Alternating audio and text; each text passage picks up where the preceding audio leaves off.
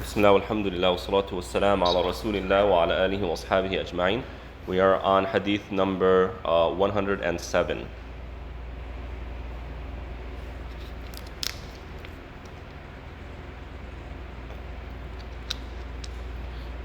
عن علي باب من استحيا فأمر غيره بالسؤال. This chapter is titled when somebody is too shy to ask a question, so they ask somebody to ask it on their behalf. So عن علي رضي الله تعالى عنه قال كنت رجلا مذاء فأمرت المقداد أن يسأل النبي صلى الله عليه وسلم فسأله فقال فيه الوضوء.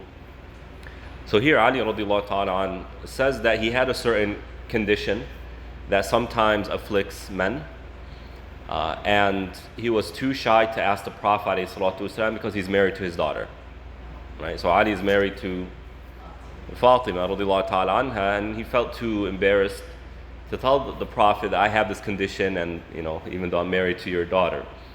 So he sent somebody, al-Miqdad, to ask the Prophet ﷺ as though he is the one who has this circumstance.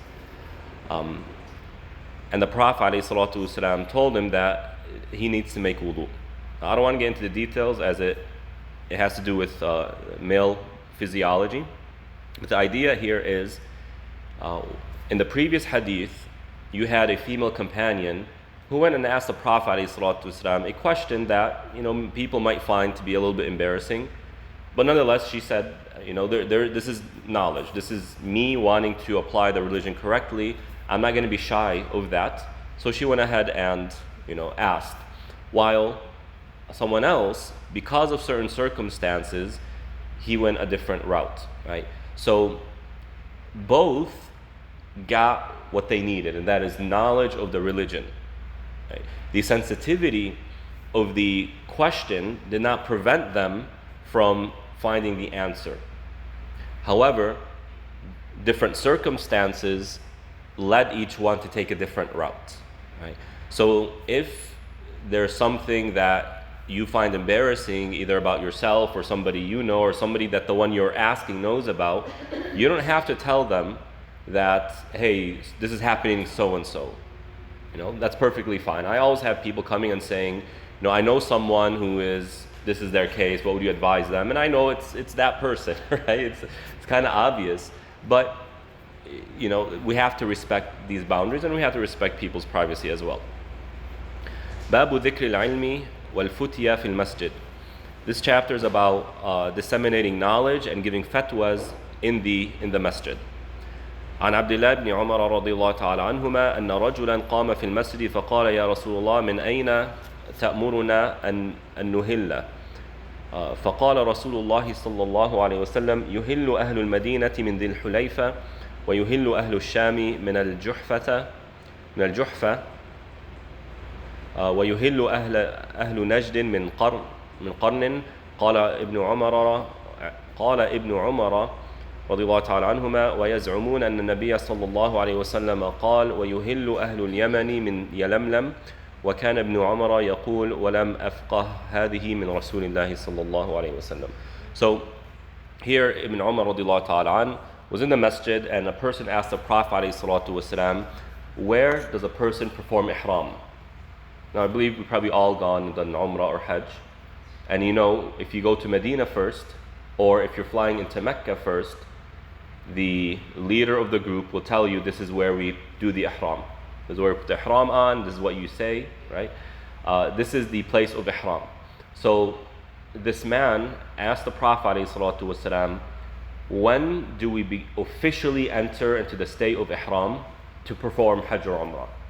And the Prophet ﷺ designated certain spots. Based on what? Based on where you're coming from. Right? So it's based on where you're coming from. So for example, if you're coming from Medina, if you are of Medina, you go to a place called Dhul Hulayfa. And if you've done Umrah, starting from Medina, so you went to Medina first and then you go to Mecca, you remember that big masjid with a lot of showers, and it's a really big masjid, and you stop there prior to going to Mecca. This is before the bullet trains. Remember the annoying bus that used to take 6 hours? Yeah? So that's Dhul Hulayfa. Why do we go there? Because the Prophet said so, alayhi salatu wasalam. If you're coming from the Levant, there's another place called Juhfa. Right? It's called Juhfa. Even though if you're coming from the Levant, you can easily pass through Dhul Hulayfa. But the Prophet designated somewhere else, Juhfa. And if you're coming from Yemen, there's a certain place. If you're coming from Iraq, there's a certain place. If you're coming from the east part of the Gulf, there's a certain place. If you're flying in, there's a certain place. The captain announces it, or there's an announcement that's made. The point here is, the masjid is the place where knowledge disseminates. Now, what does that mean for us today? A scholar is who? How do you define a scholar in Islam? Right? Everybody's going to say they have knowledge of Islam. That's definitely part of it, right? Obviously. But Imam Malik rahimahullah ta'ala says something. He says, on top of having knowledge, they act according to that knowledge. They act according to that knowledge. That's a scholar. Or else somebody who has the knowledge, but they don't act on that knowledge, that's really bad. And that's not somebody you want to take knowledge from. What is the point of knowledge? To impact you, to benefit you, to strengthen you, to get you to paradise, right? To give you the means to go to paradise. So somebody who knows but does not act upon that knowledge is not a scholar. They're not. They have knowledge, but they're not a scholar. So a scholar is somebody who knows and who acts upon that knowledge. All right. Anyone who seeks knowledge will quickly learn. They will learn in the early years of seeking knowledge the reward of going to the masjid. The reward of going to the masjid. They will have memorized the hadith of Abu Hurairah radiallahu ta'ala an, maybe the first year of seeking knowledge, that whoever performs wudu, and they perfect their wudu, and they make the intention to go to the masjid, and they go to the masjid for the sole purpose of salah. Every step they take to the masjid, one step raises them a rank in paradise, and another step removes a sin. So imagine that. We all have these fancy, apps and watches, and it calculates your steps. Right? How many steps does it take to get to the masjid? Hundreds, if not thousands. Now in our times today we drive, so consider each, estimate. Estimate. The idea is there's a lot of reward.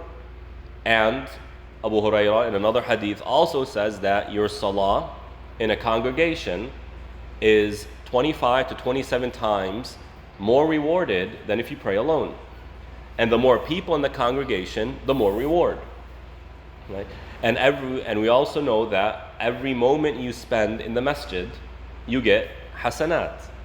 And if you go to the masjid a little bit early, the time that you wait till salah begins is as though you're getting the reward of being in salah. Right? So you have the masjid is a massive pot of hasanat.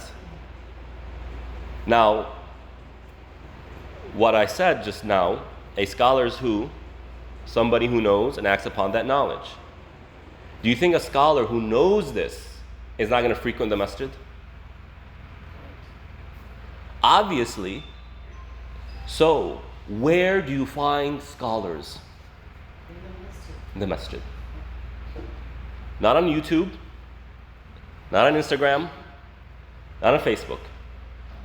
If somebody is talking about Islam on YouTube, social media, but you never see them in the masjid, there's a big question mark right there. There's a big question mark. I'm not saying what they are saying is wrong, but it begs the question, why don't you go to the masjid? Do you not know these ahadith? Or do you just not care about the reward? It's very strange. I'm not saying you'll see them there 24/7, but at least you'll see them there frequently for Fajr and or Isha because of the tremendous reward. On top of the reward we just spoke about, what is the reward of going to Salatul Isha in the masjid?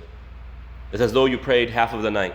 Same thing with Fajr, as though you prayed half of the night, or in one opinion, the entire night. The Prophet ﷺ says, the one who goes to the masjid in the night time, give them glad tidings of nur, light on the day of judgment. Right? So why aren't they there? It really begs the question, right? So when Bukhari rahimahullah ta'ala says that disseminating knowledge and giving fatwa in the masjid, we also have to appreciate this point. Where do you find scholars? In the masajid. Again, they're not there 24/7, but you'll see them there frequently. So if you're looking for a scholar, please don't, if you're looking for a question to be answered, don't go and YouTube it, don't Google it. Go to your local masjid and ask, who's a person of knowledge? And if there's no one there in that masjid, I promise you there's somebody there who knows of a scholar in another masjid or somewhere local, right? So the masjid is a central part of the life of the Muslim. And so we need to make sure that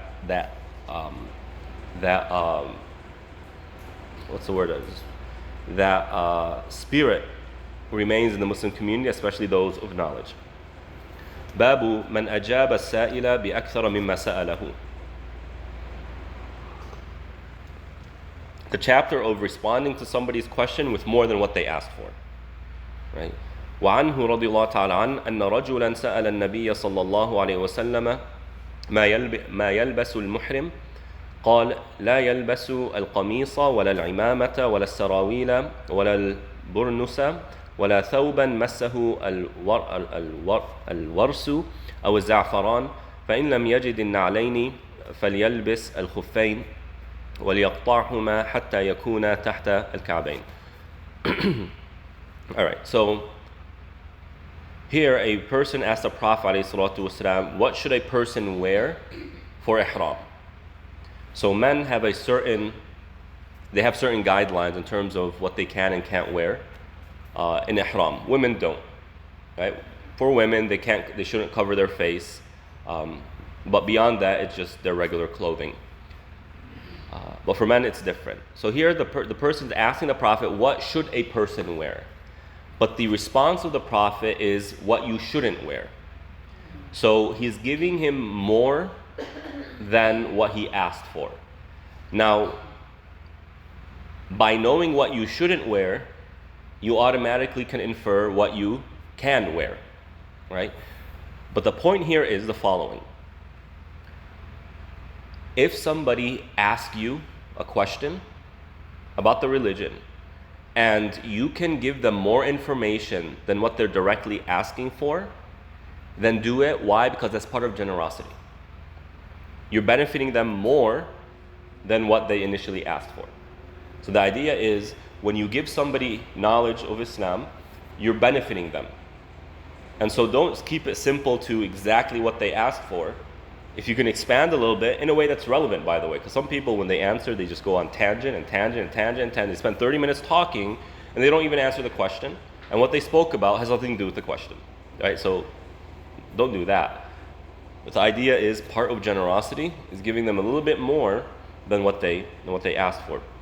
And this is why the companions, when the Prophet would ask a question that they know the answer to, they would always respond, Allahu wa Rasuluhu a'lam. They always respond saying, Allah and His Messenger know better. Because maybe the Prophet wants to give them new information that they don't already know. But if they were to answer, then the Prophet would say, yeah, you're correct. End of conversation, right? What if there's something more? Remember the hadith of Musa and Khadr? What the Prophet said at the end? May Allah have mercy on Musa. We wanted to learn more, right? We wanted to learn more. So give some space for that. So the Prophet ﷺ says, a man should not wear al-qamis.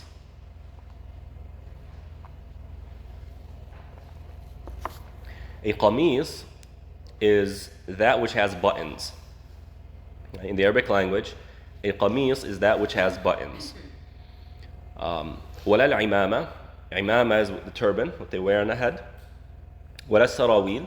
Sarawil is pants, what we call today pants, regardless of the material or the cloth, right? Anything that shapes the legs to where you have two separate slots for the legs to enter, that's pants, all right? Wala al-burnus. I'm not quite sure what burnus is. Wala thawban massahu al-warsu aw al-za'faran. Or a garment or cloth that has fragrances on it, cologne, perfume, etc. فَإِن لَمْ يَجِدْ النَّعْلَيْنِ, if the person does not have two slippers, then they should wear two khuffain.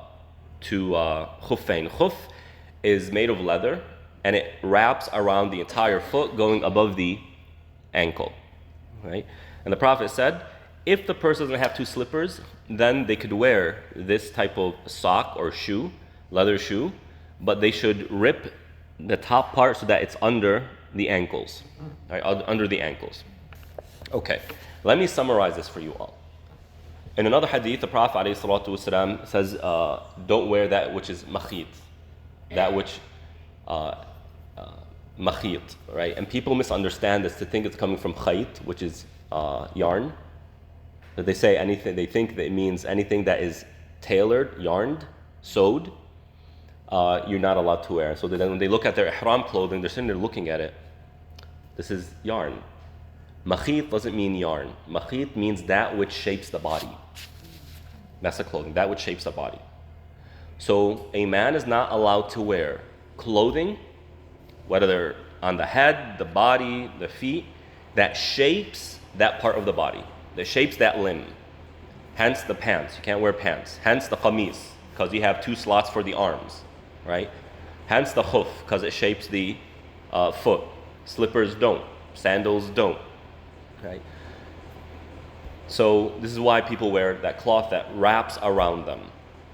Now, if you look at my thobe, right, what I'm wearing right now, this isn't allowed. Why? Because the arms. Even though the bottom part technically is fine, because it doesn't shape my body, it's the arm part that is problematic. Or, this doesn't have buttons, it has zippers. This is a zipper, no. But most thobes, they have buttons, right? The qamis aspect. Beyond that, what we see men wearing, the white two pieces, that's just something that has become customary. It's like, here, take this. Or else if the color was different, perfectly fine. You can take two bath towels, those large bath towels from Costco, really nice ones and fluffy, gray, black, yellow, whatever. You can put it around and you're fine. Perfectly fine. So color doesn't matter, nor does the material or the cloth, so long as it doesn't shape the body, right? Now, when it comes to fragrances, putting fragrances prior to ihram, before entering the state of ihram, on the body is fine, but not on the cloth. So if before the ihram you have the man has his ihram clothing here and he sprays a little bit of cologne, puts it on, that has to be washed off. But if they put deodorant on prior to starting ihram, that's fine. Why? Because it's not on the cloth, it's on the body.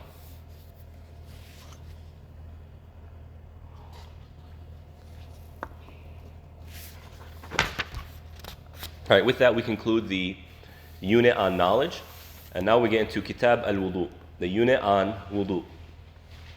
Wudu, the word wadda'a, means for something to glow or to be bright. Right? So that which is brilliant in color is wadda'. And the reason why wudu, ablutions, is coming from this word is because on the Day of Judgment, the Prophet ﷺ says,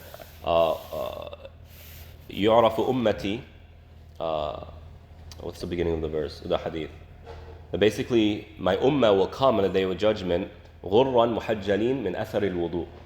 They will come with brightness on their foreheads and on their limbs because of wudu. So on the Day of Judgment, it gives the person nur, glow. So that's where wudu is coming from. And wudu is perhaps the most underestimated act of worship. When you do wudu, you just think you're doing like a type of formality. I'm going to do wudu because I have to do wudu for salah.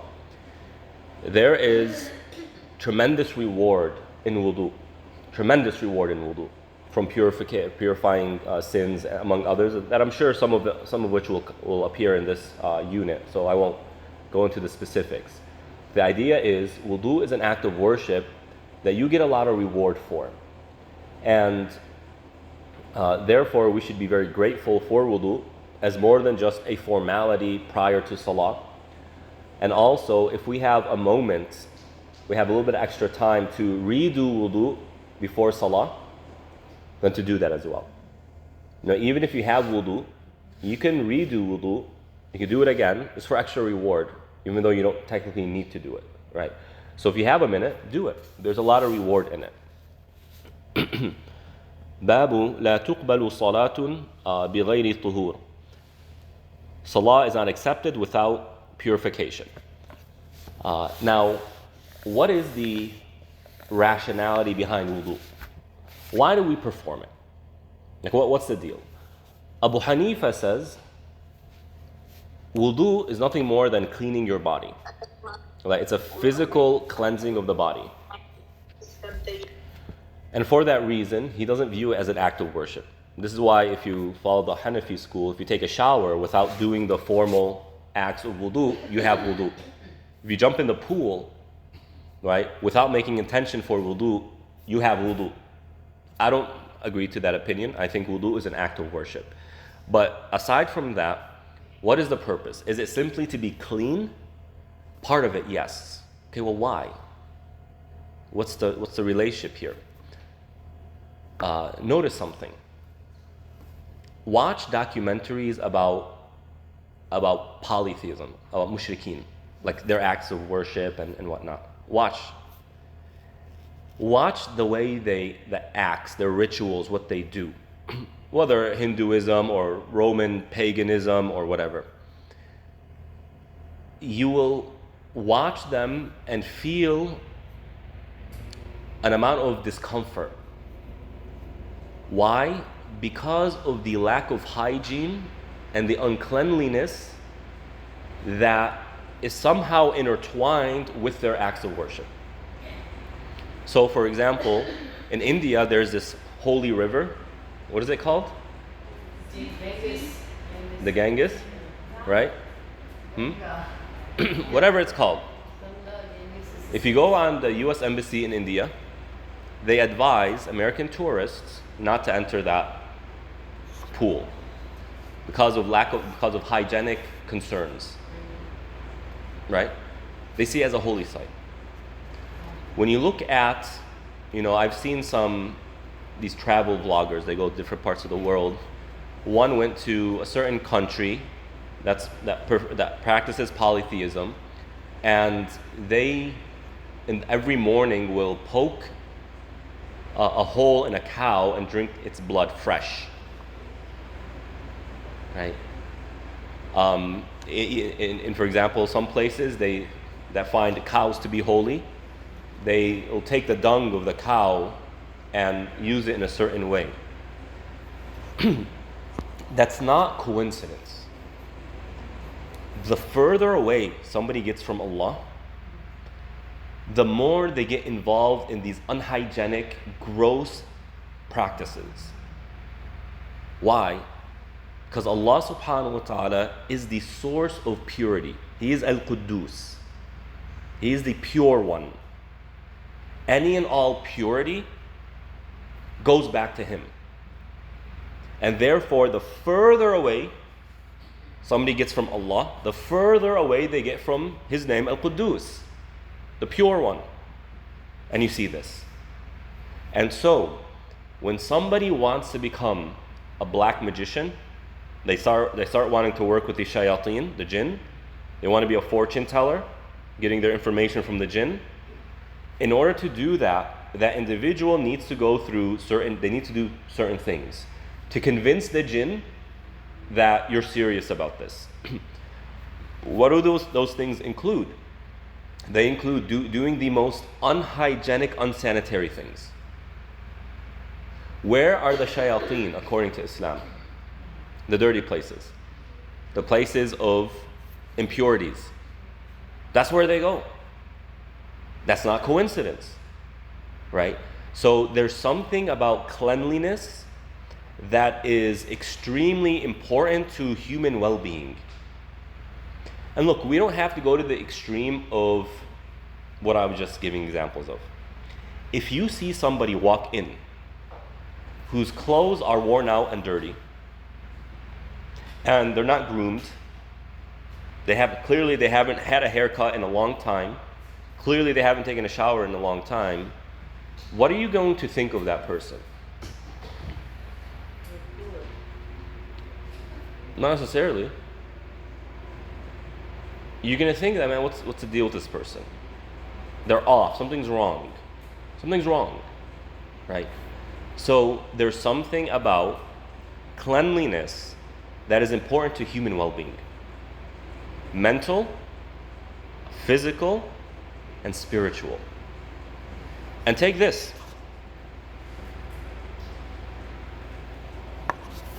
There's a study. I found the study amazing. I think I might have shared it with you already. But it is relevant here. There's a study that wanted to test the role of cleanliness and hygiene on political opinions. It is very interesting. So what did they do? Did I share this with you all before? No? What did they do? How did they want to test this?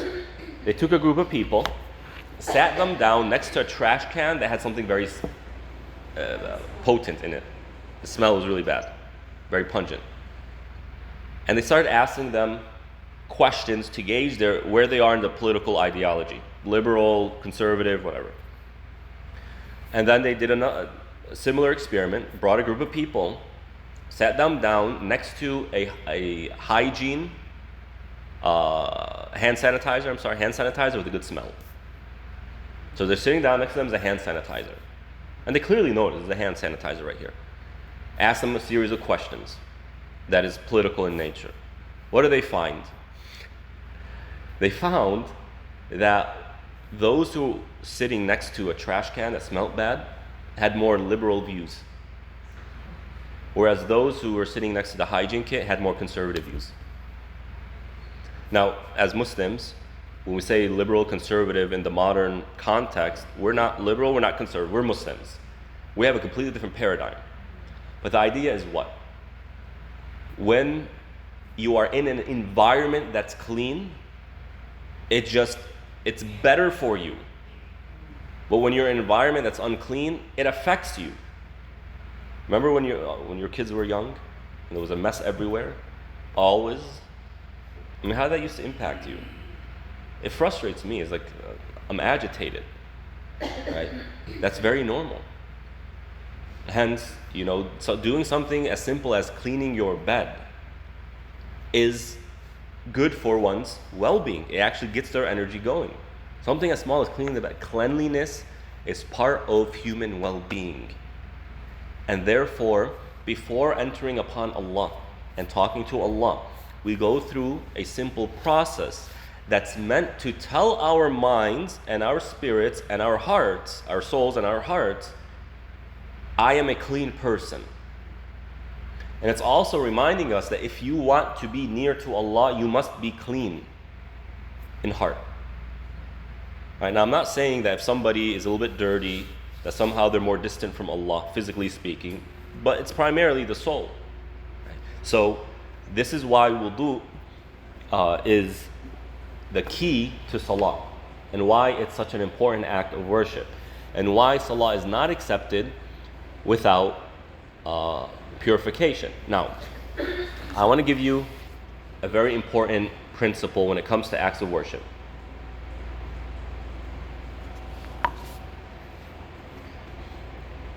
We do what we do in ibadat, in worship, because Allah told us to.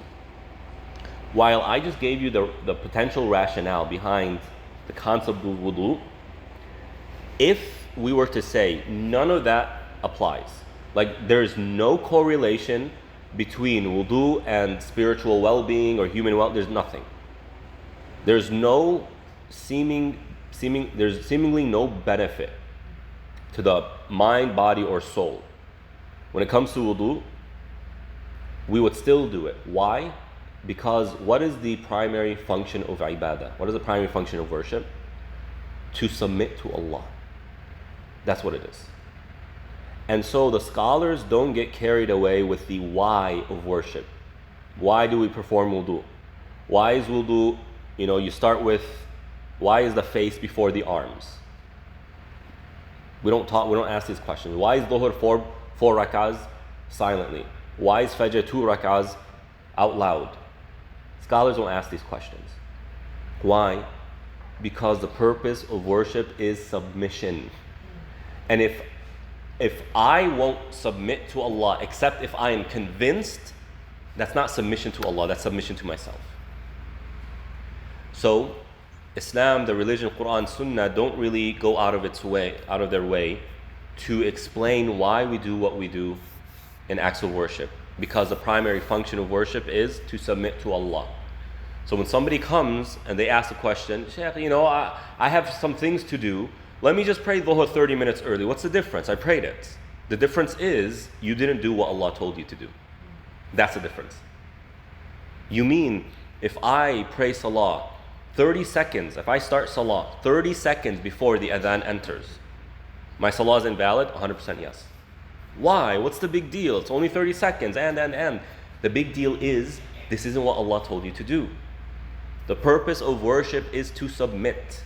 When you say, I'm just going to do Salah early because it's convenient to who? To me. If it's my schedule, it completely undermines the purpose. Yeah, but if I'm out in public, I might not find the space, it might be inconvenient, it's just and. That's the point. Are you willing to submit?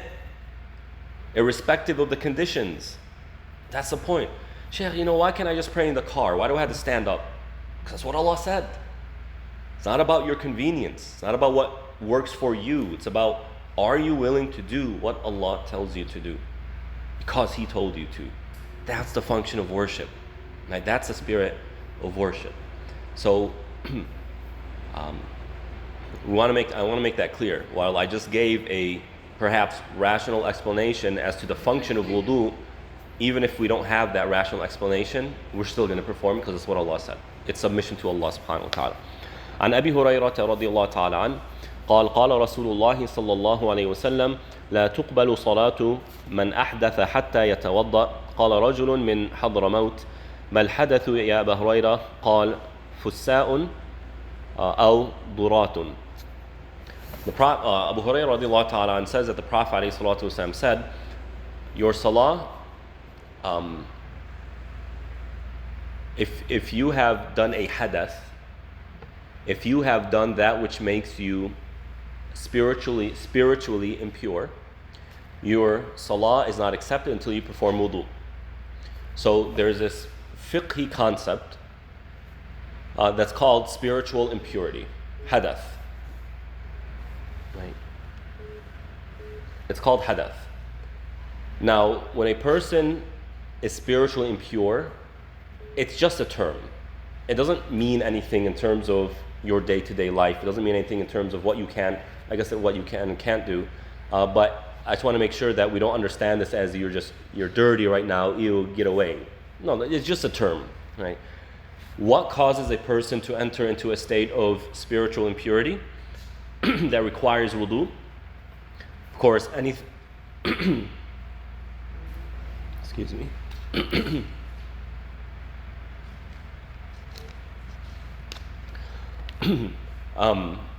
That which exits the number one or number two. Familiar with the number one and number two? Yeah. Also going to sleep. Losing consciousness, so if you faint or something, right? And these are the three primary things. Vomiting mouthful, Sheikh, for us, vomiting mouthful. What? Vomiting mouthful. No, vomiting doesn't enter. On other madhabs. Yeah, but not the correct one. Vomiting does not make a person spiritually impure, whether it's forced or not, right? So you have these three things. So if any of these are performed or happen, then the person enters into a state of spiritual impurity where they need to perform wudu before they pray again. But why? Why is it this and not that? The answer is what Allah said, this is what His Messenger said, and we submit. This is the point. Right? It's not meant for everything to be rational.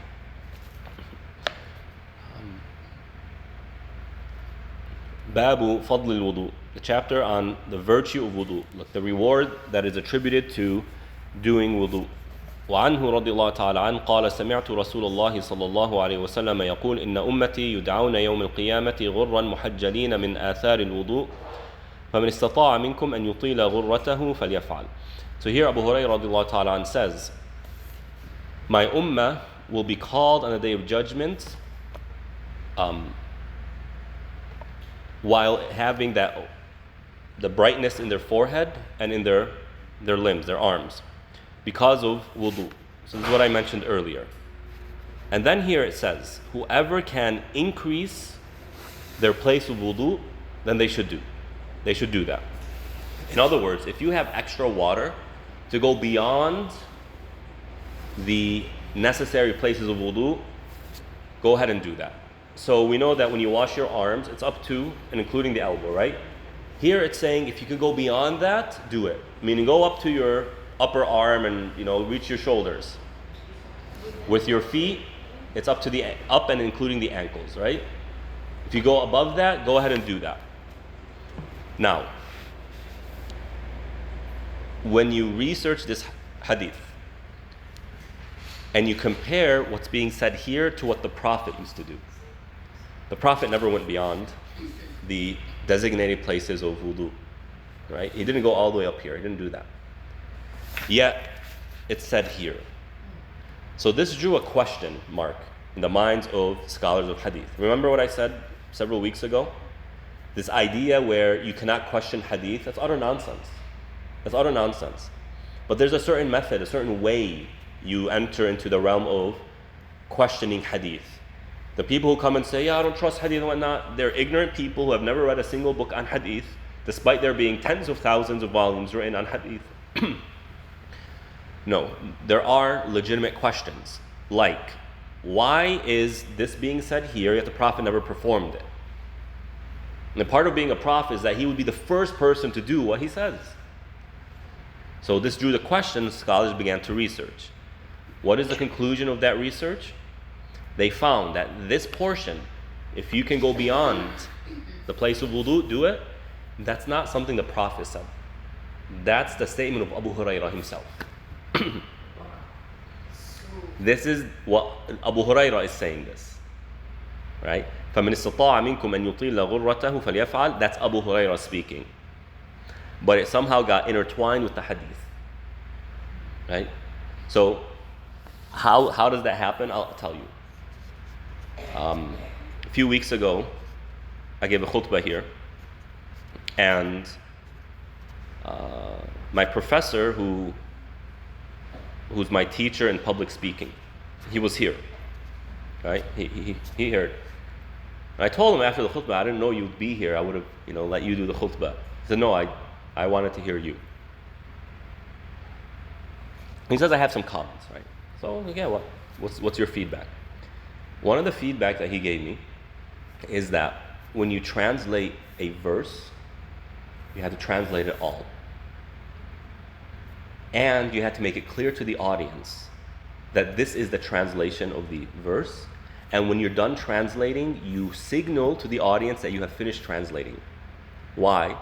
Because the non-Arabic speakers, or those who don't understand the verse, might be thinking you are translating the verse when in reality, what are you doing? You're explaining something. You're speaking from yourself, but people confuse it. This would happen when hadith would be narrated, right? So it is not a sunnah to go beyond the designated places of wudu. All right. Well, just to be clear here, this is a misunderstanding from Abu Hurairah. It's an incorrect opinion from him, radiallahu ta'ala an. And this isn't me saying, Abu Hurairah got it wrong. This is me saying the companions didn't apply this. Abu Bakr, Umar, Uthman, Ali, none of them did this. So in comparison, the actions of the vast majority of companions is saying what Abu Hurairah is doing is incorrect. That's what I'm not saying me or scholars after. Who are we to sit here and critique Abu Hurairah, radiallahu ta'ala, the one who saw the Prophet day in, day out? But we are critiquing Abu Hurairah through other companions. Right? And this is part of the respect that we have to the companions, radiallahu ta'ala anhum. So the virtue of wudu is your wudu benefits you on the day of judgment, especially when you cross over the sirat, over hellfire, where it's complete pitch black except the nur of your iman, except the light of your iman.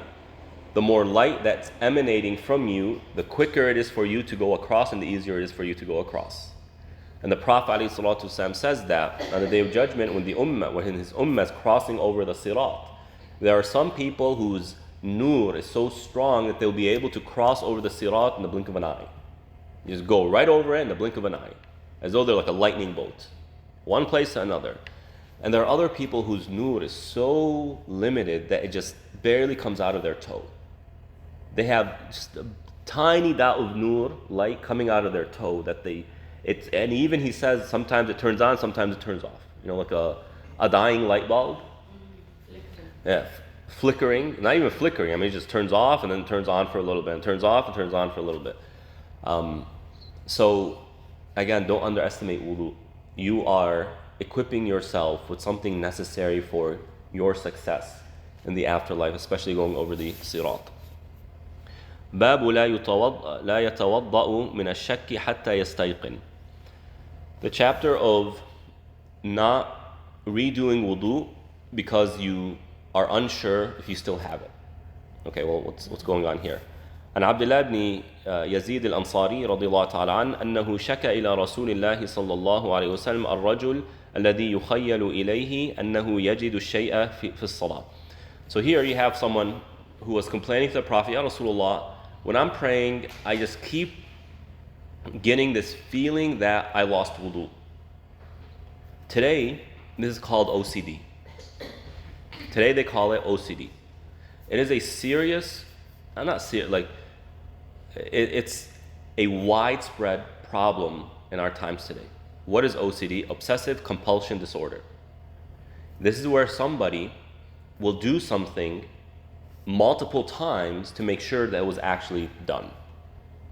And in very severe cases, you'll find somebody standing by a door. When they leave their home, they'll close it, they'll open it, they'll close it, lock it, unlock it, open it, close it, lock it. They'll do it 3 times because for subhanAllah, afan Allah, may Allah subhanahu wa ta'ala give us wellness. For whatever reason, their mind doubts whether the door is closed or not. It's part of mental health. And this is widespread, by the way.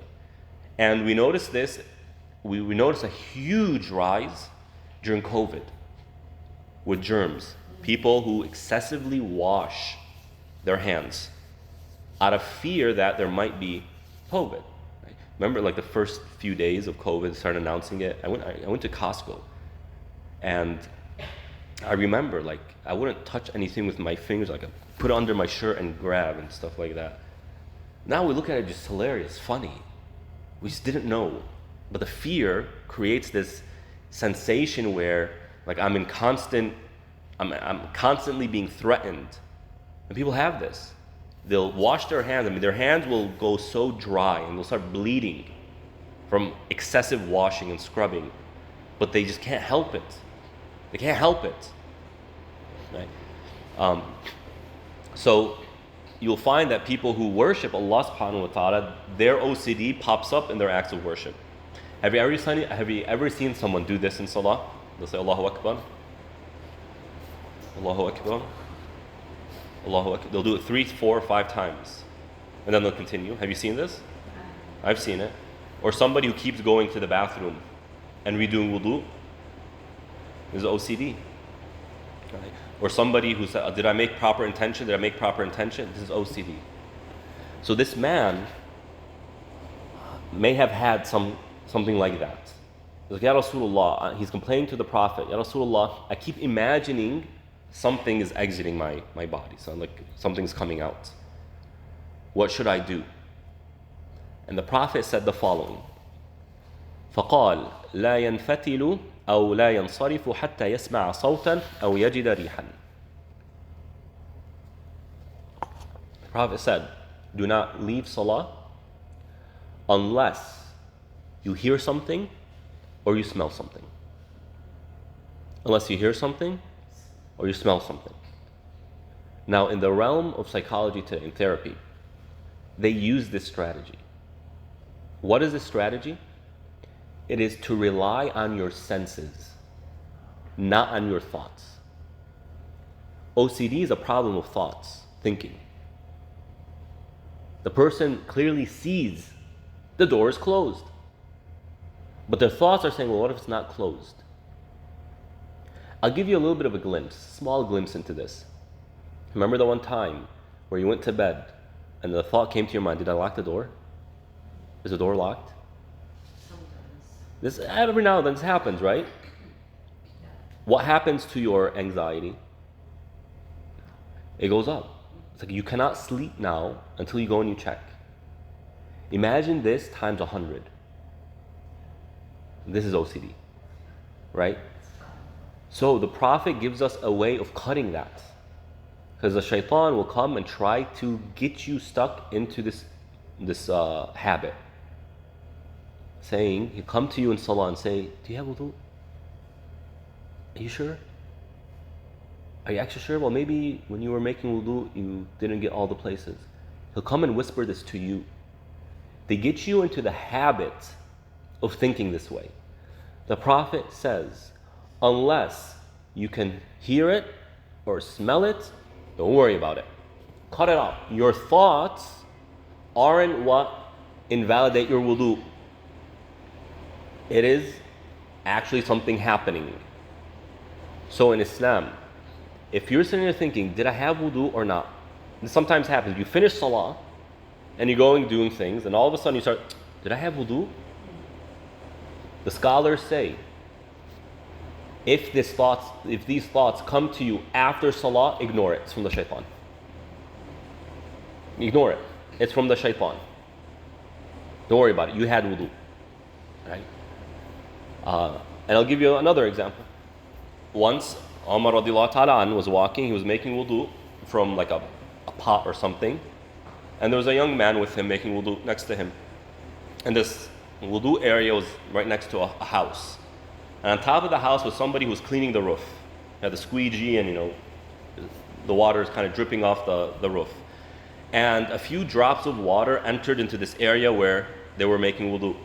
So they're making this thing is full of water, and now water from the roof that's being used to clean the roof has now entered this. So the young man called out and said, oh, owner of the home, tell us, were there impurities in the water? And Umar radiallahu ta'ala said, oh, owner of the house, don't tell us. Don't answer. Why? He's applying this, radiallahu ta'ala. Umar is applying this. Essentially, look at the water. Do you see any impurities? Can you sense any impurities? Do your senses pick up any impurities? If the answer is no, there are no impurities, do it. Or else, if we were to be fancy and get some microscopes and get some, test tubes and analyze the water, is it possible that there is a 0.1% amount of impurities in that water? Is it possible? Obviously. Obviously. But that's not what we're told to do. Look at the water. Do you see any impurities? Can you smell any impurities? Can you taste any impurities? No, there are no impurities. Right? So, you cut OCD from the roots. You uproot it from the roots. How? By relying on your senses, not your thoughts. It's not about what you're thinking, it's about what you actually perceive through one of your senses. So, the rule is as follows. Doubt does not undermine certainty. If you are certain of something, and then something else comes to make you doubt that certainty, that uncertainty does not invalidate or does not undermine your certainty. And this is a rule for life, by the way, not just ibadah. It's a rule for life. Okay, what's an example of this? You know that you made wudu prior to coming to the masjid. Now we're going to go pray dhuhr, and you're standing up and you say, I know I made wudu, but I don't remember. Did I use the bathroom? What are you certain of? What are you uncertain of? Using the bathroom. This uncertainty does not undo the certainty. You have wudu because you're certain you have wudu, and that doesn't go away until you're certain you broke your wudu. That's how it works. What you're certain of should not be undermined by what you doubt. When you see something, you saw it. Don't doubt it through thoughts, right? Allah ta'ala alam. We'll go ahead and stop here at hadith number 113. وصلى الله على نبينا محمد وعلى آله وأصحابه أجمعين.